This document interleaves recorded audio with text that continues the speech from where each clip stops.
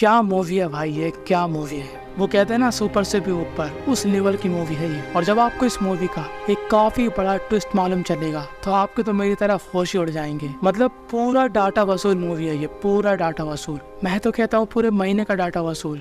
तो movie start होती है एक अनजान से टापू के एक घर से। इस घर के अंदर 7 लोगों को जबरदस्ती अंदर बंद कर दिया गया था और ये 7 लोग कौन हैं और इनका एक दूसरे से क्या कनेक्शन है ये हमको आगे मालूम चलेगा। और जब ये 7 लोग अपने आप को छुड़ा लेते हैं तो आपकी तरह इनको भी समझ में नहीं आता कि आखिर ये लोग यहाँ पर क्या कर रहे हैं। और अब यहाँ पर एक आदमी उठकर पानी पीता है। तभी औरत कहती है कि यार ऐसे पानी मत पियो, क्या पता इसमें जहर हो। तभी आदमी कहता है कि जो भी हमको यहाँ पर लाया उसको अगर हमको मारना ही होता तो वो ऐसे ही मार देता। और ये आदमी सबसे पूछता है कि आखिर हम लोग यहाँ पर किस तरीके से आए, किसी को कुछ याद है। तभी औरत बोलती है कि मुझको लास्ट मोमेंट याद है, मैं अपनी फ्लाइट पकड़ रही थी कि तभी एक औरत ने पीछे से आकर मुझको कपड़ा सुंघा दिया और मैं बेहोश हो गई और उसके बाद मेरी आंखें सीधे यहाँ पर खुली। इस आदमी के बगल में ये औरत इसकी बीवी होती है और दूसरी साइड होती है इसकी बेटी। ये कहता है कि हमको वेट करना चाहिए कि आखिर उनको कितना पैसा चाहिए। तभी ये मोटा सा आदमी कहता है कि मैं एक सर्जन हूँ और मुझको नहीं मालूम कि कुछ लोग मेरे पास आए जिनका फेस ढका हुआ था और उन लोगों ने मुझको किडनैप कर लिया था। तभी औरत बताती है हमको भी ऐसे किडनैप किया गया और उसके बाद हमारी आंखें सीधे यहाँ पर खुली। तभी लड़की यहाँ पर घबरा जाती है कि पापा वो हम सभी को मार देंगे। तभी आदमी कहता है बेटा चिंता मत करो, उनको सिर्फ पैसा चाहिए। तभी यहाँ पर एक बूढ़ा आदमी कहता है नहीं, उसको पैसा नहीं चाहिए। जिसने भी हमको किडनैप किया वो हमको तड़पाना चाहता है, वो हमको पीड़ा देना चाहता है। और हम इस बूढ़े आदमी के हाथ देखते हैं जिसके नाखून किसी ने उखाड़ दिए। तभी ये सर्जन कहता है कि इस बूढ़े आदमी का कहना सही है, उसको पैसा नहीं चाहिए पर कुछ तो ऐसा होगा जो कि हम सभी में कॉमन होगा।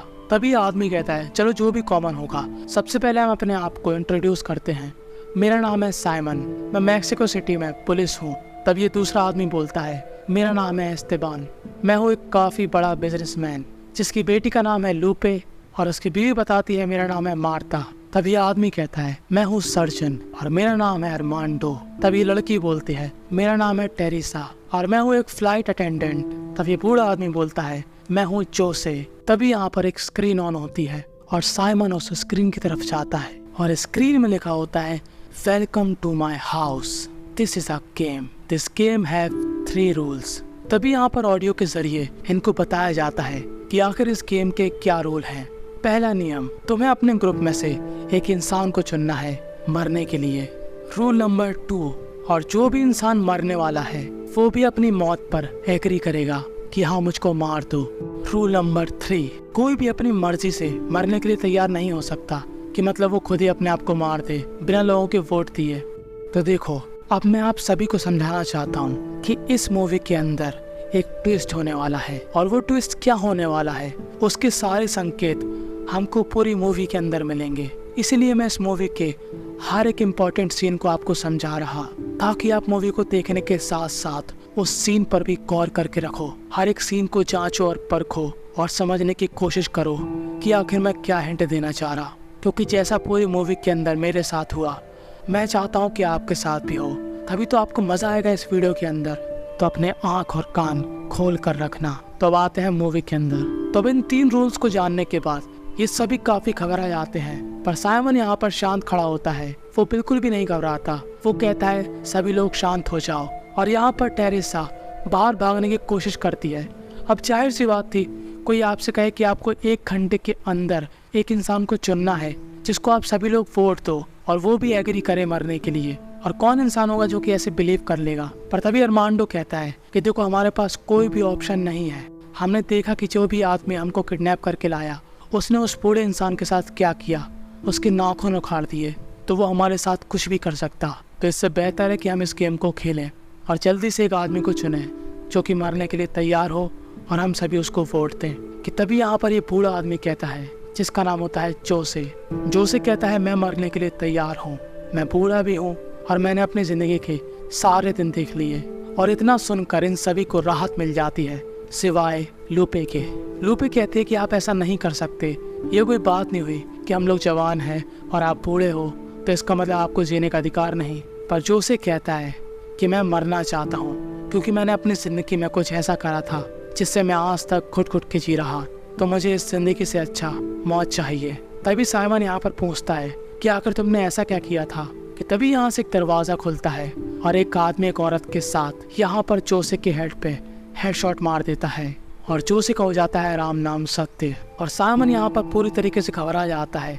और भी जितने लोग थे इनकी रूह कांप जाती है क्योंकि उन लोगों ने अपनी लाइफ में ऐसा मंजर कभी नहीं देखा था। पर तभी यहाँ पर दोबारा से वो वॉइस मैसेज आता है कि तुमको 1 घंटे के अंदर अंदर एक और बंदे को चुनना है जिसको तुम सभी लोग वोट दो और वो भी अपनी मौत से एग्री करता हो। तभी एस्ताबान बोलता है तुमको कितने पैसे चाहिए, मैं तुम्हारे मुंह पर फेंक के मारूंगा। 1 मिलियन, 2 मिलियन, 10 मिलियन, कितने पैसे चाहिए। तभी अर्नांडो कहता है कि तुझको समझ में नहीं आता कि उसको पैसे नहीं चाहिए। अब अर्नांडो यहाँ पर काफी समझदारी की बात करता है, पता नहीं क्यों। देखो यहाँ पर टाइम भी चल रहा था साथ साथ ताकि लोग की हलक में आता रहे कि टाइम खत्म होने वाला है, हमको जल्दी फिर से एक बंदे को चुनना पड़ेगा।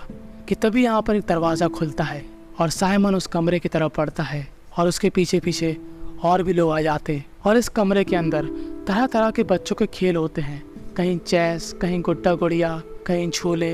अब यहाँ पर इतनी सारी चीज़ें होती पर सिर्फ अर्मांडो को यहाँ पर एक लेटर दिखता है और वो जैसे उस लेटर को खोलता है उसमें लिखा होता है कि इससे पहले हम गेम को कंटिन्यू करें तुमको तुम्हारे सामने वाला पजल सॉल्व करना है जिसमें तुम्हारी ज़िंदगी के पर्सनल क्वेश्चन होंगे और तुम्हें उसका सही आंसर देना है। तभी एस्ताबान कहता है कि मैं नहीं खेलना चाहता। तभी अर्मांडो कहता है ठीक है मत खेल, तेरी बीवी और बच्ची को वो मार देगा। तो ये सभी लोग अब खेलने के लिए तैयार हो जाते हैं। पहला क्वेश्चन आता है एस्ताबान के लिए कि तुम्हारी कंपनी में ऐसा कौन सा बंदा है जो सिर्फ नाम मात्र का है। तो उसका नाम होता है पेरीरा।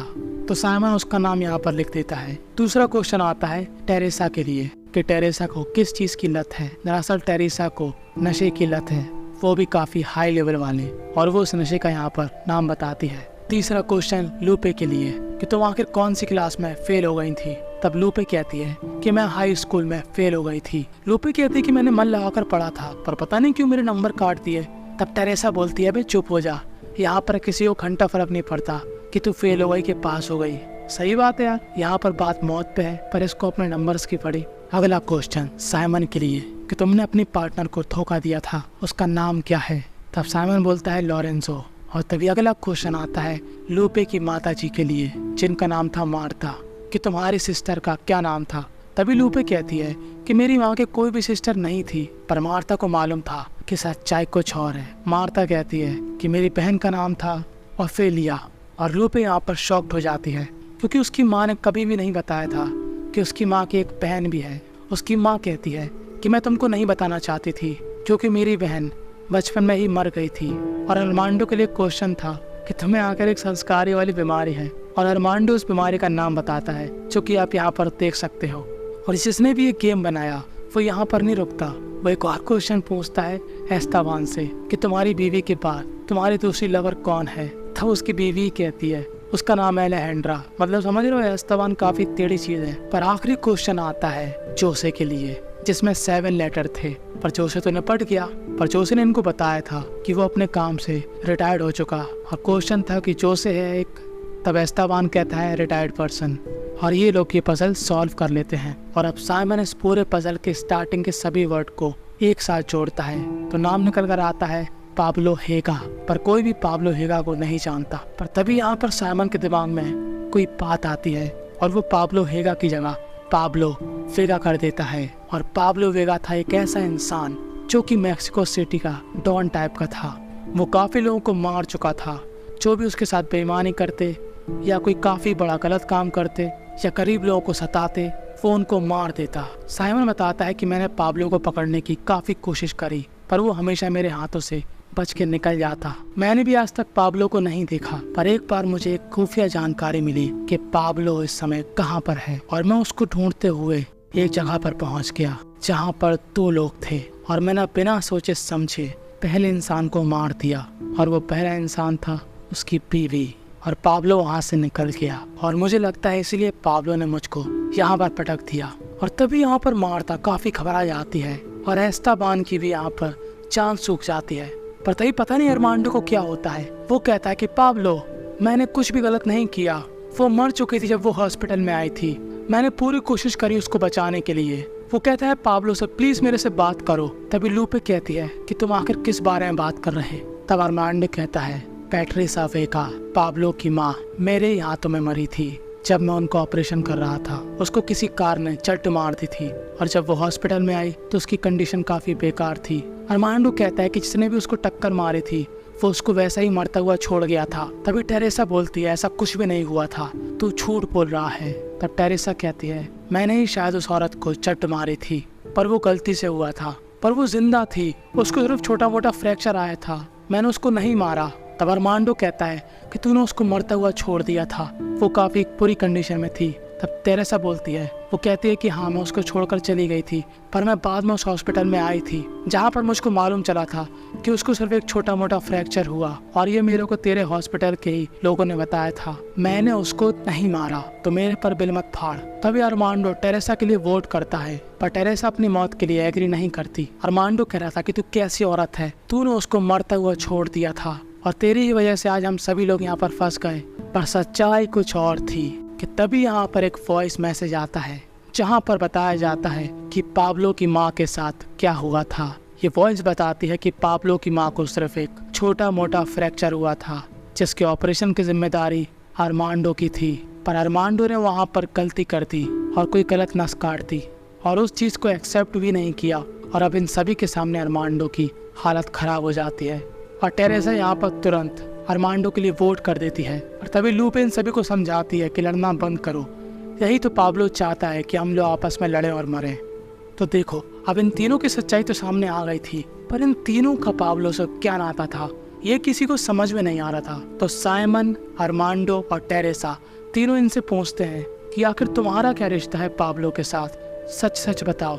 तब मार्ता बोलती है पैट्रिसा नाम की औरत मेरे यहाँ पर काम करती थी और वो जैसी प्रेग्नेंट हो गई वो वहाँ से चली गई। तो ये लोग एस्ताबान पे इल्जाम लगाते हैं कि लगता है तूने ही पाब्लो की माँ को प्रेग्नेंट किया था और पाब्लो तेरा ही बच्चा है। तब एस्ताबान बोलता है तूने यहाँ पर भी फूंक लिया क्या, मैंने ऐसा कुछ भी नहीं किया।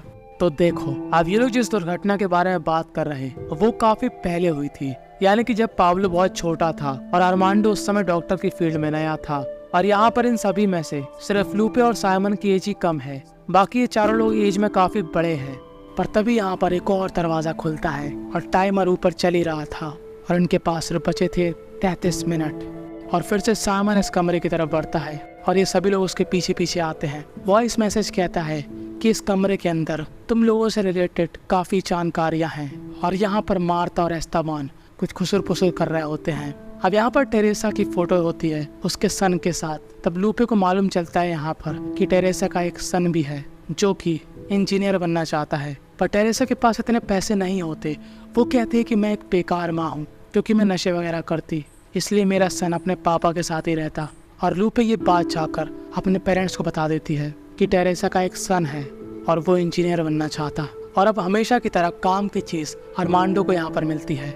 उसको यहाँ पर एक फ़ोटो मिलती है और ये फ़ोटो अरमांडो और मार्ता की पूरी सच्चाई बता देते हैं। इस फोटो में होता है एस्ताबान, मार्ता और पाब्लो की माँ पैट्रिसा। और ये भी तीनों कहते हैं कि जल्दी से सच्चाई बता दो। और अब मार्ता शुरू करती है असली कहानी कि उसका पाब्लो और उसकी माँ से क्या रिश्ता है। दरअसल मार्ता की बहन का नाम था ओलिविया पैट्रिसा। तब मार्ता बोलती है कि ओफेलिया मेरी ओल्ड सिस्टर थी, उसको बचपन से ही प्रॉब्लम थी और वो काफ़ी डिप्रेशन में रहती थी। उसने काफ़ी बार मरने की कोशिश भी करी और मेरे पापा ने उसका काफ़ी अच्छी तरीके से इलाज कराया, पर उसी इलाज के दौरान किसी ने उसके साथ गलत काम कर दिया और वो प्रेग्नेंट हो गई। हम चाहते थे कि वो अबॉर्शन कर ले, पर उसने उस बच्चे को इस दुनिया में लाने का फैसला डिसाइड किया। उसके बच्चे के हाथ में एक निशान था। वो मेरे पास आई थी उस बच्चे को लेकर कि मैं इस बच्चे को गोद ले लूं। वो चाहती थी कि मैं उस बच्चे को पालूं, पर मैंने उसको मना कर दिया था और मैं वहाँ से चली गई थी और उसने अकेले ही उस बच्चे को पाला। और ये सब कुछ एस्ताबान को भी मालूम था। तभी यहाँ पर लूपे भड़क जाती है कि आप कैसी बहन हो, आपने अपनी बहन को ऐसी परिस्थिति में छोड़ दिया जब उसको आपकी ज़रूरत थी। वो बच्चा हमारा ही फैमिली का हिस्सा था। टेरेसा कहती है कि सबसे बड़े नीच तो तुम लोग हो जो तुमने अपनी बहन के साथ ऐसा किया। पर यहाँ पर टाइम भी तो निकल रहा था और इनको एक आदमी को चूज करना था। तब ये दोनों रईस लोग टेरेसा को कन्वेंस करते हैं कि टेरेसा तुम अपनी जान दे दो, उसके बाद हम तुम्हारे बच्चे की जिंदगी ऐसी कर देंगे कि तुम स्वर्ग से देखोगी तो हमको काफी अच्छा बोलोगी। साइमन कहता है कि इनकी बात नहीं सुनो, पर टेरेसा इनकी बात काफी गौर से सुनती है और आखिर में पता टेरेसा क्या कहती है तू और तेरा हस्बैंड अपने पैसों की बत्ती बना और आगे का वाकया आप लोग समझ ही जाओ। टेरेसा कहती है कि मैं अपने बच्चे को अपनी आंखों के सामने देखना चाहती हूँ, चाहे वो इंजीनियर बने चाहे ना बने। और अब एस्तेबान यहाँ पर मरने का डिसाइड करता है। पर तभी मार्ता कहती है कि मेरे हस्बैंड ने कुछ भी गलत नहीं किया, जो भी गलती थी सब कुछ मेरी थी, तो मैं यहाँ पर मरना चाहती हूँ। और ये तीनों ही लोग मार्ता को वोट देते हैं और अपने पति और अपनी बेटी को भी मार्ता कन्विंस कर लेती है उसको वोट देने के लिए। और मार्ता एक जगह पर बैठ जाती है और पाब्लो से कहती है कि मुझको माफ़ कर दो, मैं काफ़ी बुरी औरत हूँ, मैंने काफ़ी गलत चीज़ें करी, मुझे अपनी बहन को ऐसी परिस्थिति में नहीं छोड़ना था। और हमको ऐसा लगता है कि कोई आदमी बाहर निकलेगा और मार्ता को मार डालेगा, पर ऐसा कुछ भी नहीं होता। टाइम यहाँ पर रुक जाता है, फिर एक दरवाज़ा खुलता है और फिर से साइमन सबसे आगे चलता है और ये सभी लोग उसका पीछा करते हैं। तभी लोग धीरे धीरे नीचे की मंजिल में आते हैं जहाँ पर लगी होती है खाने की शानदार टेबल और हर कुर्सी के पास में उस इंसान का नाम लिखा होता है जो कि यहाँ पर बैठ के खाएगा। पर मार्ता यहाँ पर काफ़ी अचंभित हो चुकी थी कि आखिर पाब्लो ने उसकी जान क्यों बख्शी दी। अब यहाँ पर अरमांडो ज़्यादा रिएक्ट नहीं करता, वो अपना चुपचाप से पूरे मजे लेकर खाना खाता है और उसको साइमन भी ज्वाइन कर लेता है। वो भी खाना शुरू कर देता है, पर बाकियों की रूह कांप चुकी थी। अरमांडो कहता है कि देखो, मुझे ऐसा लगता है कि अब ये गेम खत्म हो चुका, क्योंकि पाब्लो चाहता था कि हम सभी लोग उससे माफ़ी मांगे जो भी हमने गलतियां करी। और जिस इंसान ने पाब्लो की माँ के साथ गलत काम किया था वो कोई और नहीं, वो बूढ़ा इंसान जोसे था। जी हाँ, जो हमको शुरू में दिखाया गया था, जिसके पाब्लो ने नाखून उखाड़ दिए थे। और यहाँ पर एस्तेबान काफी गुस्सा होता है कि अगर उस साले जोसे की सच्चाई मुझको मालूम होती तो मैं उसको वहीं मार देता। अभी एस्तेबान इतना ऊंचा करा, पर अभी आपको आगे मालूम चलेगा। समझ रहे हो, ट्विस्ट की तरफ हम लोग जा रहे हैं धीरे धीरे, ठीक है। अब यहाँ पर काफी बड़ा मीट का टुकड़ा रखा होता है। अब इस टुकड़े को कोई भी नहीं खाना चाहता, पर साइमन यहाँ पर खाने के लिए हाथ बढ़ाता है, तभी उसके हाथ में कट लग जाता है और इस चिकन के अंदर था एक धारदार चाकू। और फिर से टाइम स्टार्ट हो जाता है। मतलब पाब्लो अभी भी चाहता है एक इंसान की कुर्बानी। और अरमांडो की यहाँ पर बुद्धि सनक जाती है। वो कहता है कि मार्ता ने डिसाइड किया था मारने का, तो अब मैं उसी को मार देता हूँ, क्योंकि इस बार यहाँ पर वॉइस मैसेज आया था कि जो भी इंसान अपनी मौत से एग्री करेगा उसको तुम ही लोग मारोगे। और अब एस्तेबान और अरमांडो के बीच फाइट हो जाती है और अरमांडो का चाकू एस्तेबान उसी के पेट में घुसेड़ देता है और अब अरमांडो की हालत खराब हो जाती है। टेरेसा कहती है अरमांडो से कि देखो, तुम यहाँ पर नहीं बचने वाले, चाहे कुछ भी हो जाए, तो तुम अपनी मौत को एक्सेप्ट कर लो प्लीज। अरमांडो कहता है जी घंटा, तुम सभी लोग सारे नीच हो, पर मैं अपनी मौत को एक्सेप्ट करता हूँ। वो एस्तेबान से कहता है कि मेरे दिल पे चाकू रखना और बिना डरे अंदर घुसेड़ देना। और एस्तेबान ऐसा ही कुछ करता है और फिर से एक दरवाजा खुलता है और इस बार साइमन अपने हाथों में चाकू रख लेता है। वो कहता है कि देखो, हमको अपने आप ही सरवाइव करना पड़ेगा, हमको नहीं मालूम कि आखिर कब क्या हो जाए। और साइमन के पीछे पीछे ये लोग इस घर के बाहर आ जाते हैं जहाँ पर काफी बड़ी बड़ी घास होती है। दरअसल ये पूरी एक पहेली थी और ये लोग वहाँ से निकलने के चक्कर में अलग अलग हो जाते हैं। पर ये इतना आसान नहीं था कि पहेली और चुपचाप से निकल जाओ, ऐसा थोड़ी ना। पाब्लो के यहाँ पर दो आदमी उनको मारने के लिए उनको ढूंढने लगते हैं और इस गेम से मुझको अपना एक फेवरेट प्रोग्राम याद आया, तकेशी कासल। खैर, हम उसके बारे में फिर कभी बात करेंगे। तभी लोग अपनी जान बचाकर इधर उधर भागने लगते हैं।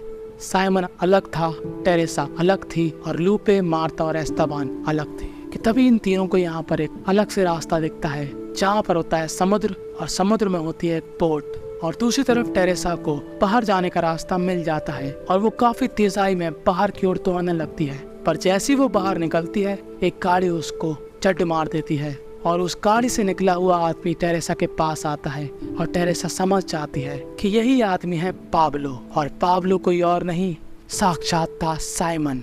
जी हाँ, मैंने आपको शुरू से ही सभी हिंट दी थी कि साइमन ही पाब्लो है। मैंने आपको बार बार बताया था कि साइमन ही सबसे पहले आगे बढ़ता, और ऐसे कैसे हो सकता कि उसको इस घर के पूरे रास्ते मालूम कि जहाँ वो जा रहा वहीं पर गेम स्टार्ट होगा। तो जैसा झटका आपको लगा वैसा ही झटका लगता है टेरेसा को। टेरेसा कहती है, मैं चाहती हूँ तो मुझे छोड़ दो, मुझे अपने बच्चे के पास जाना है। पर पाब्लो उसको यहीं पर छोड़ के गाड़ी में बैठ जाता है और काफी रफ्तार में गाड़ी उसके ऊपर चढ़ा देता है।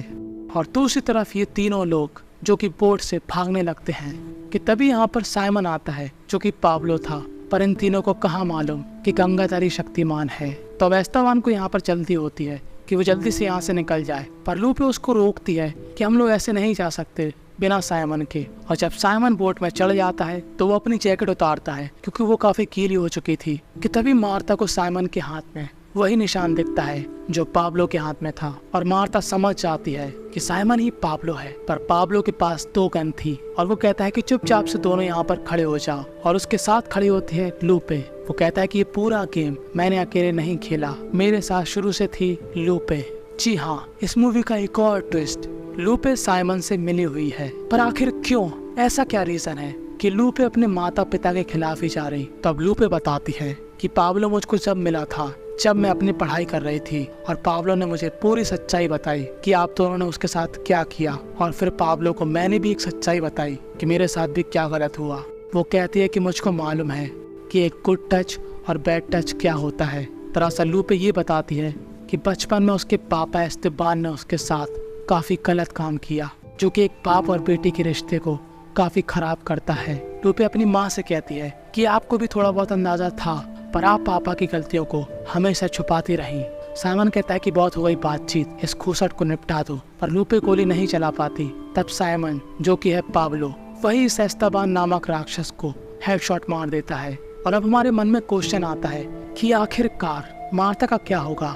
तो मार्था के साथ पाब्लो वही करता है जो उसकी माँ के साथ किया गया था, टॉर्चर करना। और पाब्लो मार्था को इतना टॉर्चर करता है कि हमको समझ में आ जाता है कि वो 6वां गड्ढा किसके लिए खोद रहा। यानी कि उसने उन 5 लोगों को मार दिया, जिसमें से जोसे ने उसकी माँ के साथ गलत किया, अरमांडो और टेरेसा की वजह से उसकी माँ की जान गई, और मार्था की वजह से उसकी माँ की लाइफ नरक बन गई, और एस्तेबान जिसने अपने ही बेटी के साथ ऐसा कुकर्म किया। और अब साइमन और लूपे यहाँ पर हमको इस मूवी के दी एंड का लास्ट सीन देंगे। यहीं पर ये मूवी दी एंड हो जाती है।